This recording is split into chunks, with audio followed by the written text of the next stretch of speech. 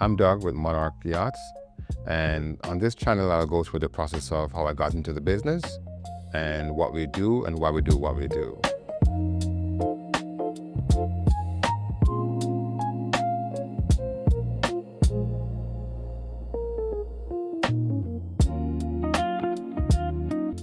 What makes us different? Monarch Yacht is a newer company, and what makes us different from everybody else? And when I started this journey, my thing was safety, redundancy, and it was a why. Why can't I have more windows or bigger windows? Why can't I have this versus that? And you'll go through, you see the process of how a yacht is designed, how it's engineered, and how it's made. Because if we make the same thing as everyone else, then there's no reason to come to Monarch. But if it's better in every single category, you'll see. And what you'll find is that I will show you and I'll prove to you that in the markets in which we compete, our yachts are made better. Inch by inch, whether it is the resin, whether it is the steel that we use, or the screws that we use on the yacht, you'll see that Monarch yachts are built better than Ep.1 in the world. And I say that with confidence, and I'll show you why and how. When you're buying a yacht, what is the key thing, whether it's from Monarch or anybody else? Think of one thing, your mission. It's called in the US military mission specific, meaning all military boats are designed for a specific purpose only. Same with yachting. If you want speed, then you have a yacht that's designed for speed. If you want to go out tour the whole world, then it's designed that way. So when you buy a yacht, think of one thing, what's my mission? Do I want to just get in my yacht, sail to the Bahamas, have fun, come home? Do I want to make it my home and live on a yacht and sail around the world? Do I want a sailboat so I can just have a lower carbon footprint and less energy burned? Or I want a catamaran, I need more platform, more stability. So think of mission specific. Do not go to the boat show until you have decided, this is how I'll use this boat. And you may evolve. You may start off with one category and over time evolve. And don't be tricked by the beautiful, amazing, sexy looking yachts that look so beautiful. Have your goals written down and go through, okay, fine. This yacht does this for me. I have a family of 4, I need 2 cabins, and I have an extra cabin. I don't need speed, I need safety. And so go over those things. Another thing also is a yacht is like a car. If I'm driving from New York to California, a Ferrari may be a great vehicle, but maybe not the best car to go across the country. Maybe for potholes, or if it's snowing, or just for comfort. It's faster, but not as comfortable compared to, say, an Escalade or a Lexus SUV, where you have more space, more volume, the ride is a lot better. So when you look at a yacht, how am I going to use this boat? And speed and comfort are inversely varied. So the faster you go, the less comfort you will have. The slower you go, you have more comfort. And so when you're designing the boat or buying a yacht, think of those things.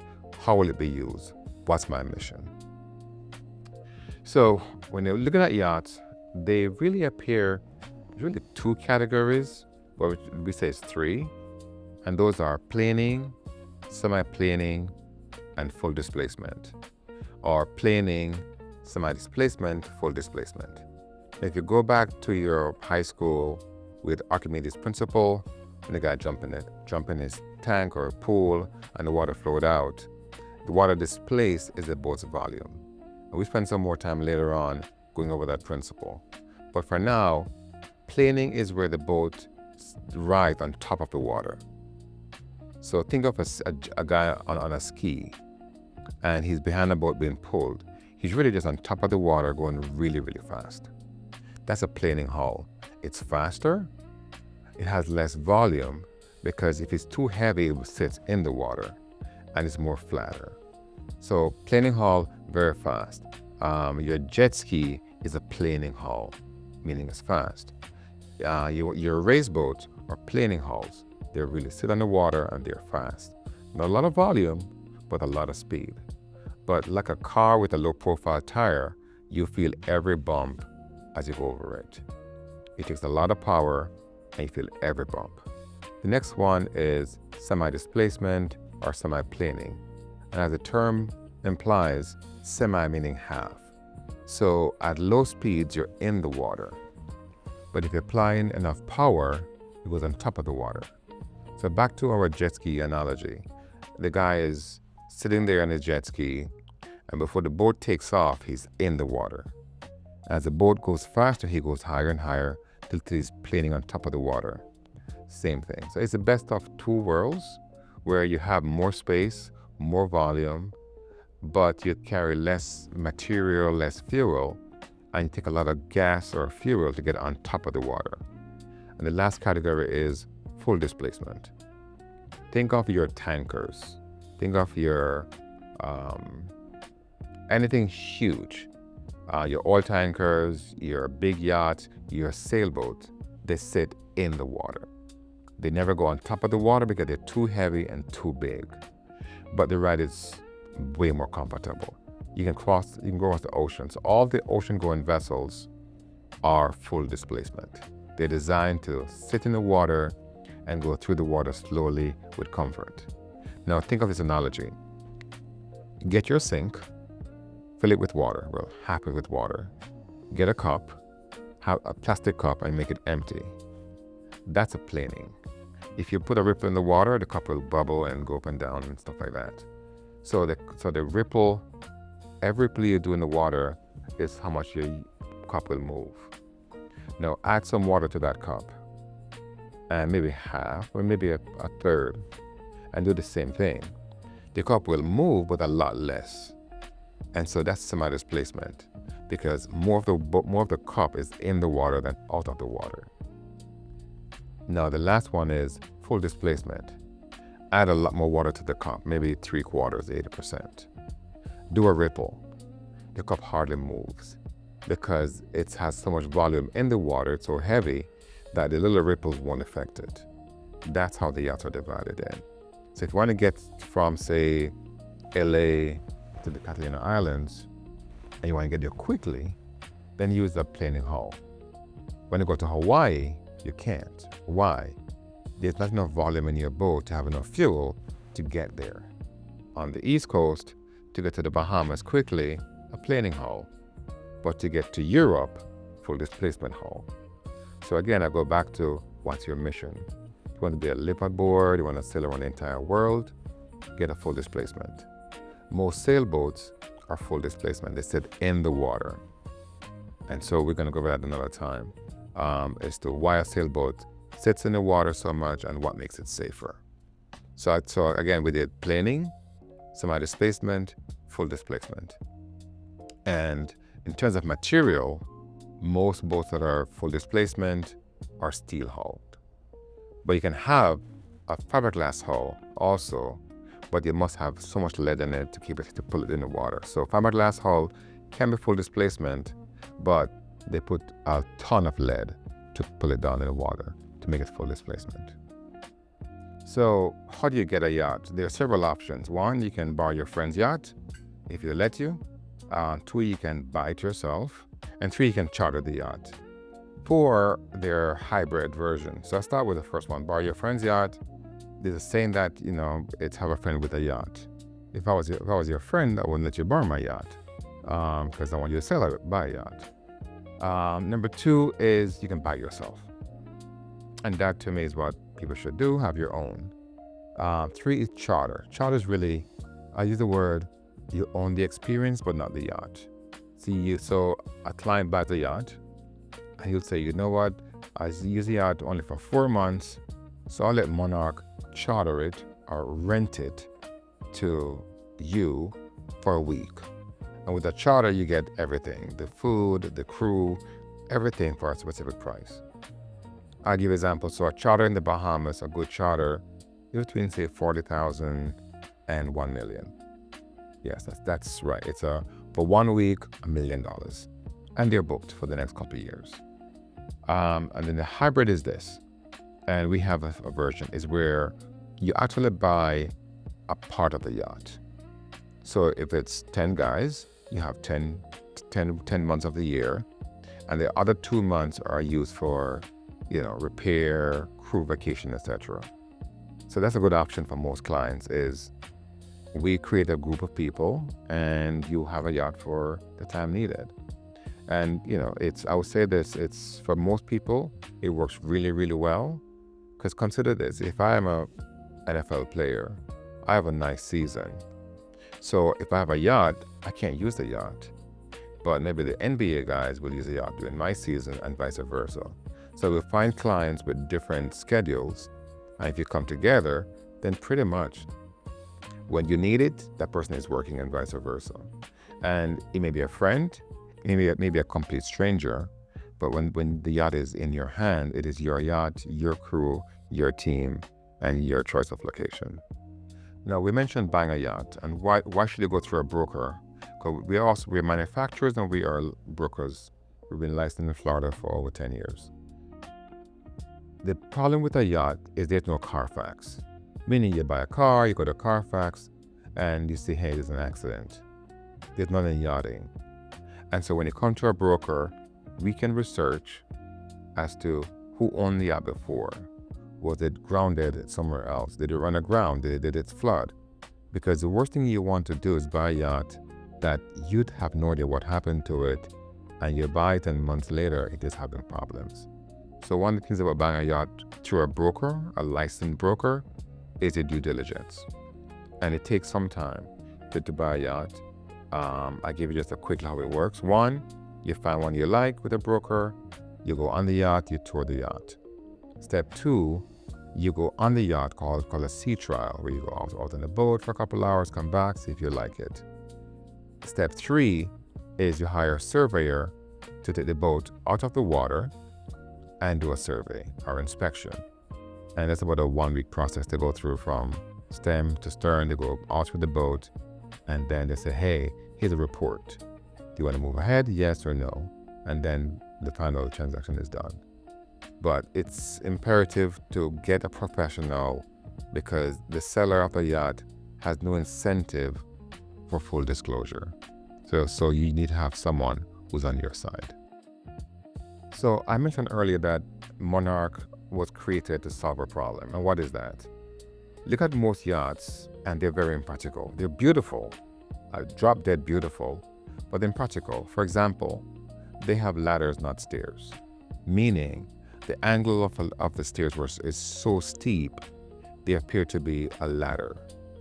And we decided that no, it should be more gradual, more graceful. Now a ladder is good because you have more, you lose less space. But if you want to get a home that's comfortable and safe, a stairs is a lot more practical. So we saw that as a problem.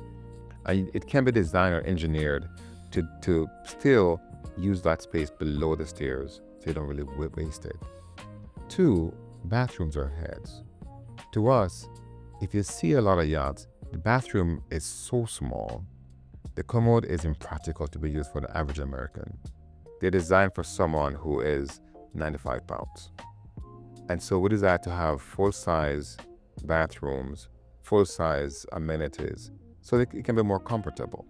Again, to get that size, you have to go to a mega yacht category and spend $100 million. So we took those things and brought it down to a more manageable size. 3, you go to the boat, which is beautiful white interior. It looks amazing. But however, white furniture soils easily. And that's the thing with a yacht. It will soil, it will oxidize, and it will change color. So we use more tans and more browns. Engine size.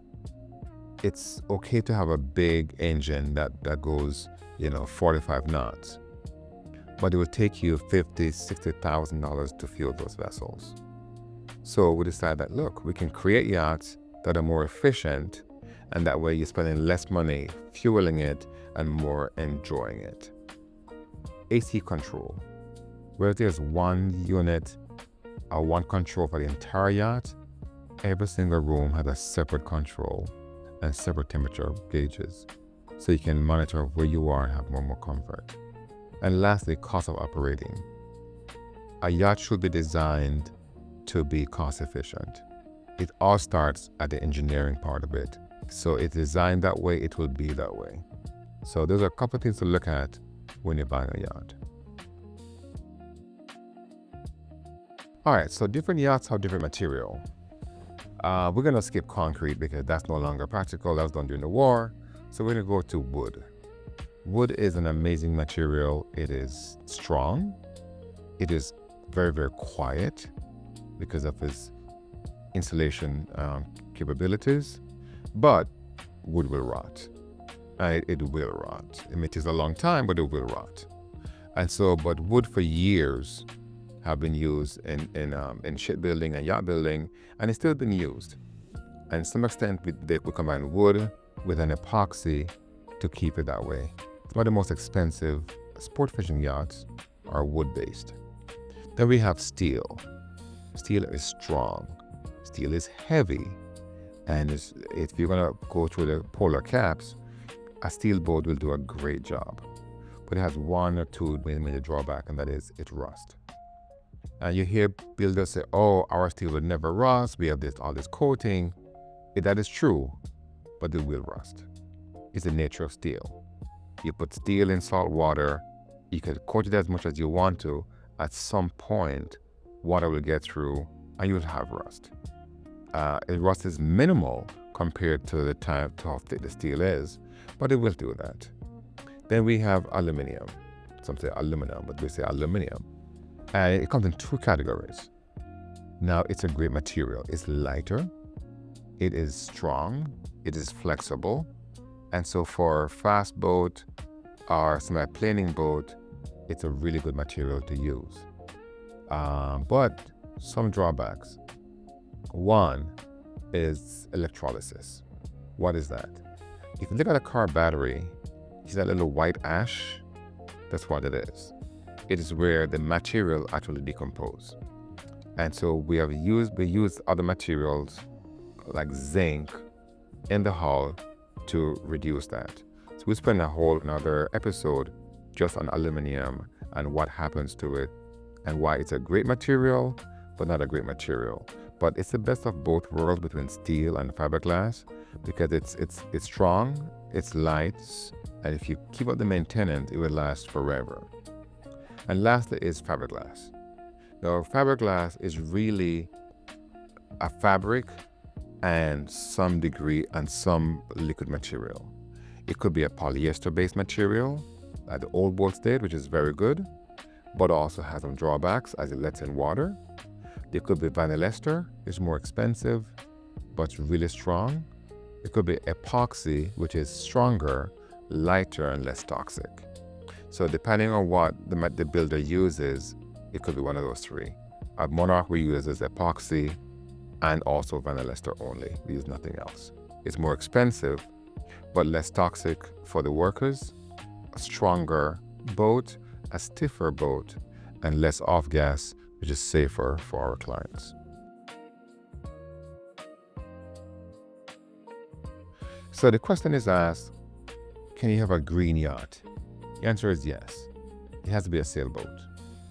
Why? Because you have the sail, the wind is free, and a boat moving through the water, we can have props that spin backwards and generate power and charge a generator, and that can charge a battery. We can have solar on top of it. We can have solar fabric. So yes, a green yacht can be made as a solar. For a motor yacht, it's a lot more difficult. And the reason being is this. It's not just the two power draws on the motor yacht. One is called a hotel load, which is your water system, your light, your fridge, your washer, your dryer, whatever it is to live, that's a hotel load. That can be easily done with solar and a battery powered system. But to move the yacht, there's a lot more power. So if I'm crossing the ocean, it's almost say 3,000 miles. There's not enough power I can store my battery to last 3,000 miles. So you need a big, heavy diesel engine to go slowly across the ocean. So it's a lot of companies have this hybrid yacht, and you look at the cost of enough batteries to carry, it almost makes it a fallacy to try to do it. So yes, you want to go to the Bahamas or maybe up and down to dinner, you can go on a hybrid boat or electric boat. But to cross an ocean, if you wanted to go green, we say get a beautiful sailboat. It's one of the best boat yachts in the world, one of the best hull forms, and one of the most beautiful, comfortable yachts you can find. It's a good sailboat. So people will brag how big their boat is. My boat is 10 foot, 20 feet, 30 feet, 40 feet, or if in Europe it's in meters, 10 meters, 20 meters, 80 meters, whatever it is. And it's not the full story. So if I say to you, my house is 3-bedroom, it's bigger than yours, 3-bedroom, is it really true? Not really. It's how much bigger are the bedrooms. So think of a yacht similarly. You may have the same length, but different volume. Meaning if I put my hands together, it has one volume, another volume. So that's the beam. A beam is how wide the boat is. So you have two yachts. Let's say they're both 80 feet. One is, say, a beam of 19 feet, which is the width. One is 24 feet. The 24 feet have a lot more volume. Number two is how many decks do you have? The more decks you have, the more volume you have. So when think of a yacht, think of volume, not length. Two, you go to the boat show, you see a boat, you see two boats side by side. And one say this is 60 feet, and one's 60 feet. One's a lot smaller. Because in that 60 feet, they count every inch. The anchor is counted, the platform is counted. One only counts how much of that boat is in the water. So be careful when you're comparing yachts. Don't look at length per se, but ask them, what is the gross tonnage? And that came from a long time ago when yachts would carry grain or sugar or molasses across the Atlantic. And it was based on how much ton of grain you could carry, or whether sugar or from the Caribbean or whatever it was you were carrying, how much gross ton of food or item or grain you can carry. So when you look at a yacht, ask the question, what is the yacht's gross tonnage? And that will tell you how much volume is in that yacht versus how long the yacht is. So gross tonnage versus length. I'll ask you, please add your comments, share it with your friends, and subscribe.